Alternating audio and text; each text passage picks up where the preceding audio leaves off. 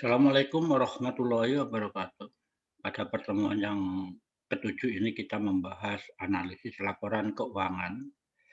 Bisa juga dikatakan review atas pembahasan bab 1 sampai bab 6. Untuk melakukan review ini maka sudah disiapkan di sini, yaitu laporan keuangan PT Unilever. Seperti yang kita ketahui bahwa PT Unilever itu memproduksi barang konsumsi seperti sampo, seperti makanan, seperti minuman, dan sebagainya. Di sini disiapkan laporan keuangan komparatif, yaitu tahun 2015 sampai tahun 2019.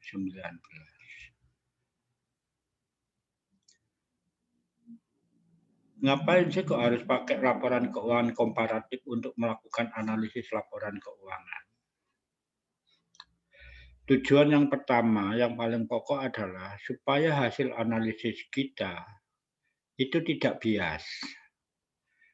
Kalau kita menganalisis hanya 1 tahun, itu bisa hasilnya nanti bisa bias, karena kita tidak bisa membandingkan dari tahun ke tahun. Sebagai contoh ya, jumlah aset. Jumlah aset dari tahun 2015 sampai tahun 2019 itu mengalami kenaikan secara terus-menerus. Sehingga kita tahu bahwa ini adalah merupakan kenaikan yang cukup signifikan. Mana sih ada pos yang karena di aset itu ada aset lancar maupun aset tetap, maupun aset yang tidak berwujud, maka kita bisa melihat ada enggak ya salah satu akun itu mengalami penurunan walaupun secara total itu tidak mengalami penurunan. Oke, rekan-rekan mahasiswa yang saya hormati. Seperti yang kita ketahui bahwa laporan posisi keuangan itu dibagi menjadi debit dan kredit atau aktiva dan pasifa. Di sisi debit itu ada aktiva lancar dan aktiva tetap. Di aktiva tetap itu juga dibagi, ada aktiva tetap berwujud, ada aktiva tetap yang tidak berwujud. Kalau di sisi kewajiban itu ada kewajiban atau di pasifa itu ada kewajiban jangka pendek, ada kewajiban jangka panjang, dan ada ekuitas.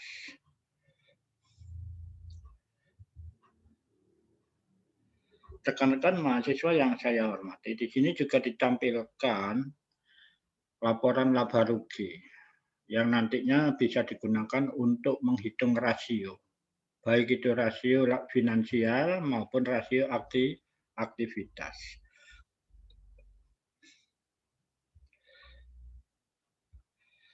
Di sini juga ditampilkan arus kas. Seperti yang kita ketahui bahwa arus kas itu dibagi menjadi 3 elemen, yaitu arus kas dari dan untuk operasional,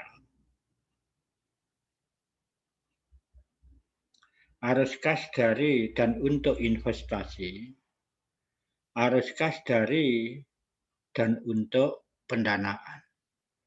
Dari ketiga komponen nanti akan kita jumlah.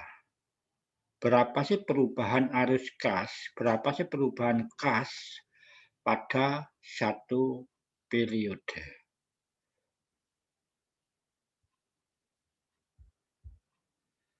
Dan nantinya kas setara kas akhir tahun itu harus sama dengan saldo akhir kas dalam laporan posisi keuangan. Oke, rekan-rekan mahasiswa yang saya hormati.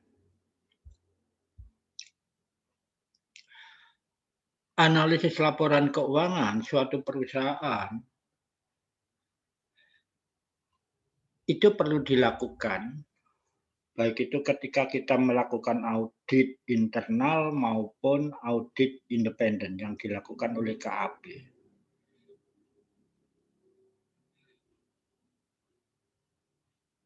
Dan rasio apa saja yang digunakan, itu sangat tergantung dari jenis perusahaan itu bergerak di bidang apa. Itu akan sangat mempengaruhi. Sebab analisis laporan keuangan bisnis perbankan itu akan berbeda dengan analisis laporan keuangan manufaktur. Sedangkan manufaktur sendiri itu dibagi berbagai macam jenis bisnisnya. Ada manufaktur yang bergerak di bidang makanan dan minuman, ada manufaktur yang bergerak di bidang otomotif, dan seterusnya. Dengan begitu analisisnya itu analisis pokoknya, analisis laporan uang pokoknya itu akan berbeda-beda. Tapi pada intinya analisis itu adalah untuk mengetahui tingkat profitabilitas dan tingkat risiko maupun tingkat kesehatan keuangan suatu perusahaan. Dengan menganalisis laporan keuangan, kita akan tahu kelemahan dan kekuatan di bidang finansial. Karena ketika kita tahu kelemahan dan kekuatan, kita akan bisa membantu manajemen untuk melalui atau untuk menentukan perspektif kegiatan mereka di masa yang akan datang. Ada beberapa alat analisis laporan keuangan. Yang pertama adalah analisis common size. Kalau analisis common size itu adalah suatu analisis untuk melihat proporsi dari satu akun ke total akunnya. Misalnya aktiva tetap bisa dibagi dengan total aktiva. Total aktiva lancar bisa dibagi dengan total aktiva pada tahun yang sama. Itu dinamakan analisis common size. Yang kedua, analisis tren.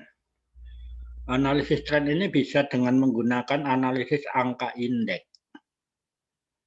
Seperti laporan keuangan yang kita contohkan tadi, itu adalah analisis laporan keuangan komparatif. Ketika kita melakukan analisis angka indeks, maka kita harus memilih laporan keuangan di tahun berapakah yang akan kita jadikan indeksnya. Kalau sudah kita tentukan misalnya pada tahun 2015 yang kita jadikan dasarnya, maka kita taruh angka indeksnya itu dengan 100. Nah, bagaimana untuk bisa mengetahui tren tahun 2015 ke tahun 2016? Maka ya tahun 2016 dikurangi angka tahun 2015, hasilnya dibagi dengan tahun 2015. Itu akan ketahuan berapa sih kenaikan ataukah penurunan suatu akun pada tahun 2015 ke tahun 2016. Yang ketiga, analisis rasio. Analisis rasio ini banyak jenisnya ya, seperti current ratio, atau rasio likuiditas, rasio aktivitas, rasio profitabilitas, dan seterusnya. Hasil dari analisis rasio itu merupakan penilaian terkait dengan kinerja keuangan sebuah perusahaan. Alat yang lainnya adalah analisis aktivitas. Analisis ini digunakan untuk menilai kemampuan manajemen memanfaatkan aset yang dimiliki oleh sebuah perusahaan dalam mencapai laba. Semakin laba itu tinggi, maka manajemen dinilai semakin efektif dalam menggunakan aktiva yang ada. Analisis arus kas. Analisis ini biasanya digunakan terutama untuk mengetahui apakah arus kas dari dan untuk operasional itu mampu untuk membayar kewajiban jangka pendek dan kewajiban jangka panjang, untuk membayar bunga, untuk membayar pajak, untuk membayar dividen. Itu adalah arus kas dari dan untuk operasional. Rekan-rekan mahasiswa yang saya hormati.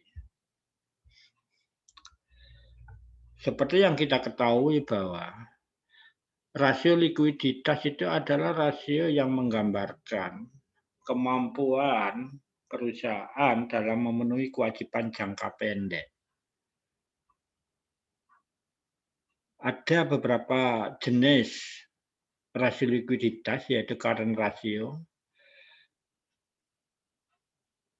Current ratio ini adalah perbandingan antara aktiva lancar dibagi dengan hutang atau kewajiban lancar. Yang kedua adalah quick ratio. Quick ratio ini adalah aktiva lancar selain persediaan dibagi dengan hutang lancar. Cash ratio. Cash ratio ini adalah kas dibagi dengan kewajiban lancar. Tentu cara penilaian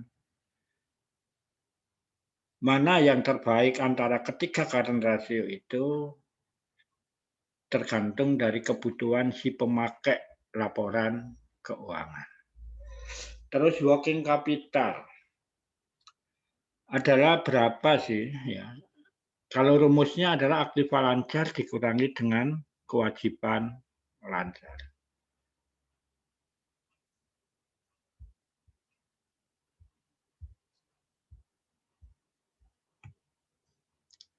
Rasio likuiditas,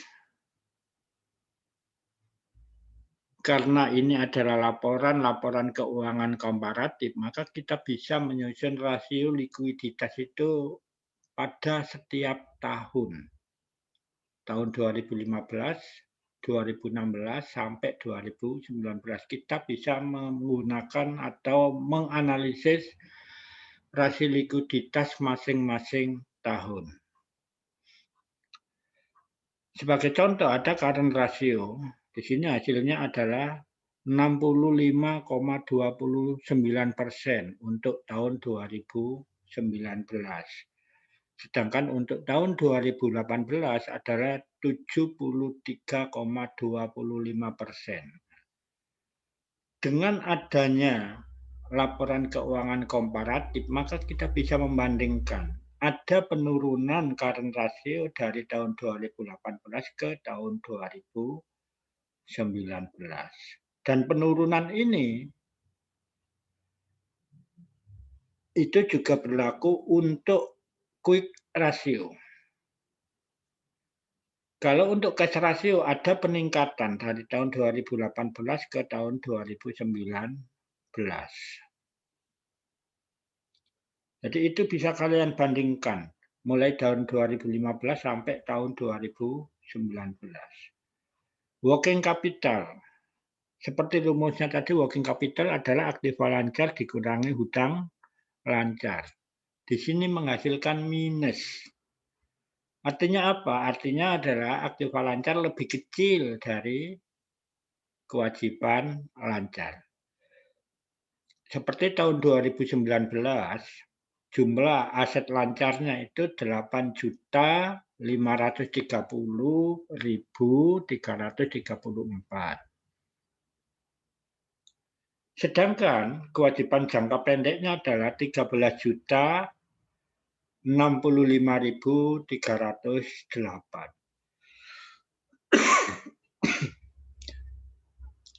Jadi hasil working capitalnya juga minus 4.534.974 itu untuk tahun 2019. Apa sih kesimpulan kita?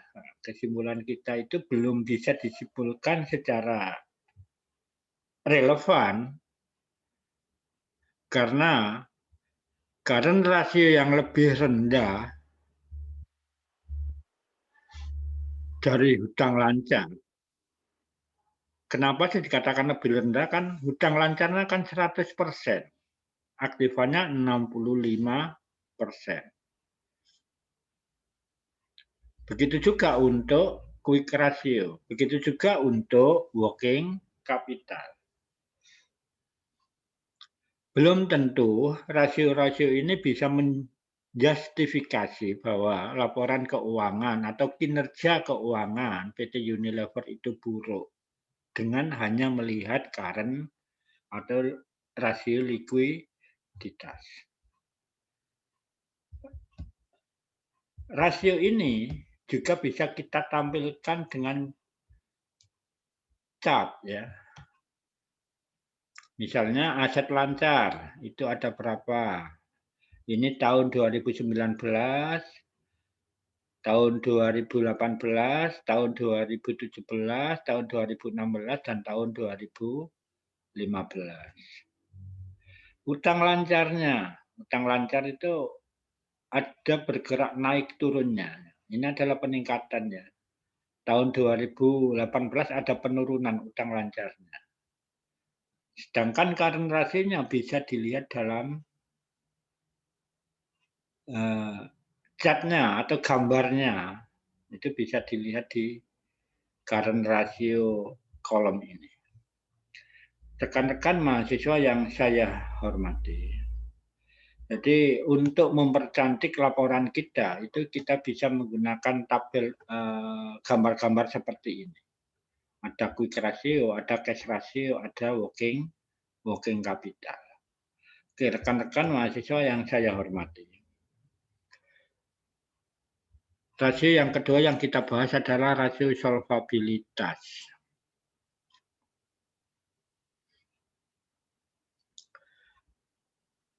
Secara sederhana, rasio solvabilitas adalah perbandingan antara besarnya total aktiva yang dimiliki perusahaan dengan banyaknya hutang yang harus ditanggung dan dibayar. Anda bisa mengetahui kemampuan perusahaan untuk melunasi hutangnya jika perusahaan tersebut harus dilikuidasi. Ada 4 rasio ya yang dicontohkan di sini. Ada beberapa rasio lainnya ya. Seperti debt to equity ratio. Total hutang dibagi dengan ekuitas. Ini artinya adalah rasio untuk laporan posisi keuangan di sebelah kredit. Total hutang dibagi dengan total ekuitas. Long term debt to equity ratio. Ini lebih fokus membandingkan hutang jangka panjang. Total hutang jangka panjang dibagi dengan ekuitas. Kita juga bisa membandingkan kewajiban jangka panjang atau total kewajiban. Oke, kita koreksi ini ya. Ini total kewajibannya. Total utang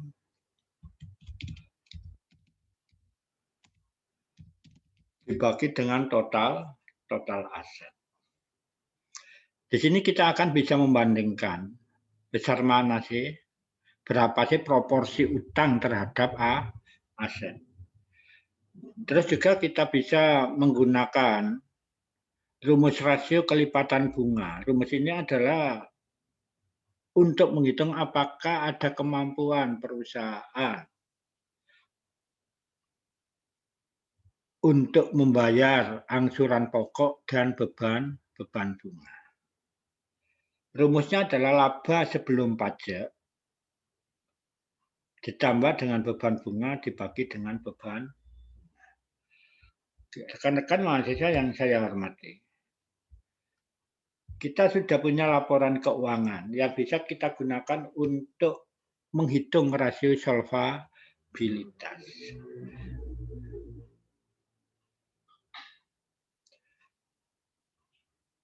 Total hutang terhadap ekuitas 290% untuk tahun 2019. Artinya di sini adalah rumusnya adalah B dibagi F. B itu total kewajiban 15.367.509 dibagi dengan ekuitas. Jumlah ekuitasnya adalah 5 juta. Jadi perusahaan ini dibiayai oleh hutang jangka, ya total hutangnya itu sebesar 290% dibanding dengan ekuitasnya. Jadi lebih banyak utang daripada ekuitas.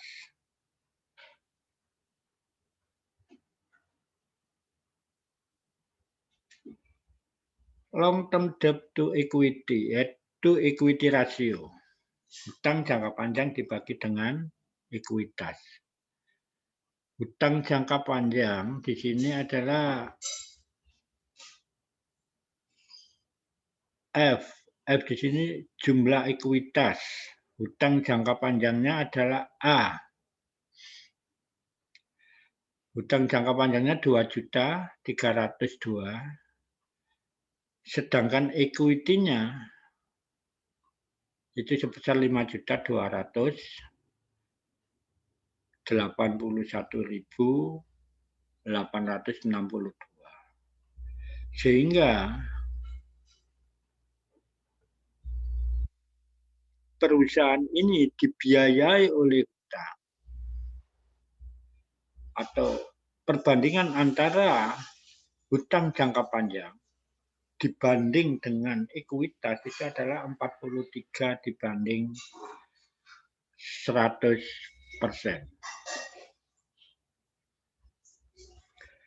Rekan-rekan mahasiswa yang saya hormati,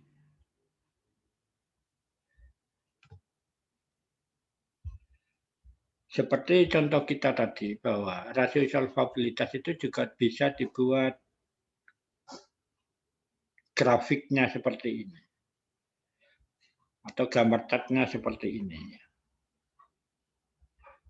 Di sini ada yang biru itu adalah debt to equity, long term debt equity ratio, debt to asset, dan rasio kelipatan bunga. Rekan-rekan mahasiswa yang saya hormati, rasio selanjutnya adalah rasio aktivitas. Seperti yang kita ketahui bahwa rasio aktivitas itu adalah rasio untuk menilai kemampuan manajemen dalam mengelola aset untuk mencapai laba yang optimal.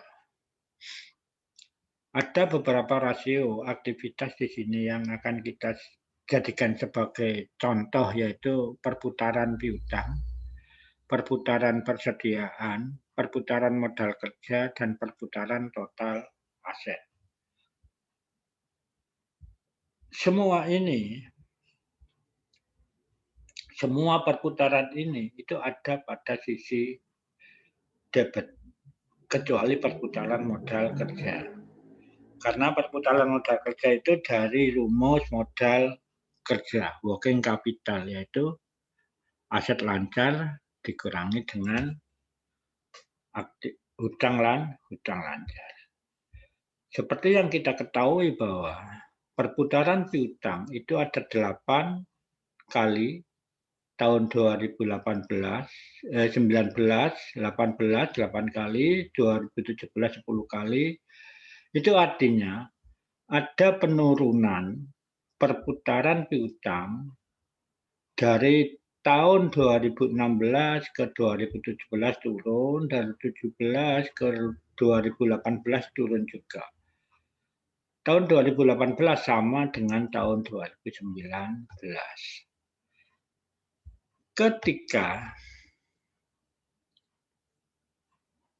kita ingin mengetahui berapa sih rata-rata penagihan piutang yang dilakukan oleh perusahaan Unilever. Di sini artinya pelanggan itu melunasi piutangnya pada hari ke-44 setelah transaksi. Yang tahun 2018 hari adalah 43. 2017 38. Maaf, ini 44 ya. Yang tahun 2016 adalah 33 hari pelanggan itu melunasi atau debitur itu melunasi piutangnya. Perputaran persediaan rata-rata 8 kali dalam 1 tahun. Bagaimana kalau dihitung hari? Ya sama, 380 dibagi 8. Jadi perputaran persediaan itu hampir rata-rata 44 hari rata-rata perputaran persediaan. Perputaran total aset 2,09 kali atau 2 kali. Hampir seluruhnya itu 2 kali. Apakah perputaran aset 2 kali ini cukup baik atau tidak bagi perusahaan? Itu perlu kita lakukan analisis industri. Bagaimana industri yang sejenis dengan Unilever itu perputaran asetnya. Rekan-rekan mahasiswa yang saya hormati.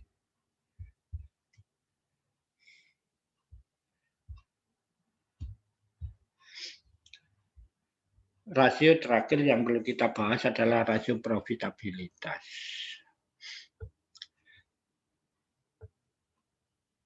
Rasio ini adalah rasio yang menggambarkan atau menilai manajemen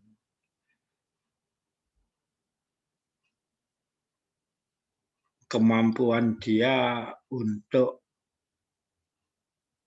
mencapai kemampuan laba sebuah perusahaan. Ada beberapa ukuran untuk mengukur rasio profitabilitas,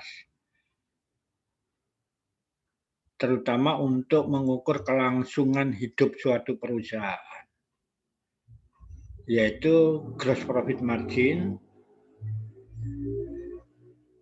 laba kotor dibagi dengan penjualan bersih, bisa juga dengan rumus HPP dibagi dengan penjualan bersih.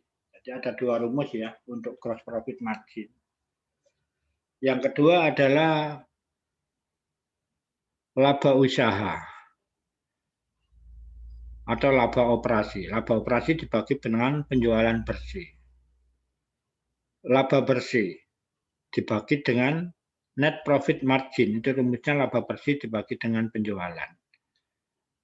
ROA itu rumusnya adalah laba setelah pajak dibagi dengan total aset. Kalau ROI itu adalah laba setelah pajak dibagi dengan ekuitas. EPS earning per share. Laba bersih setelah pajak dikurangi dividen saham preferen. Kalau perusahaan itu tidak mengeluarkan saham preferen, berarti dividen saham preferennya adalah 0. Dibagi dengan jumlah saham biasa yang beredar. Di perusahaan ini saham yang beredar tadi adalah 7.630.000.000 saham. Oke, rekan-rekan mahasiswa. Ya. Demikian, semoga bermanfaat. Wassalamualaikum warahmatullahi wabarakatuh.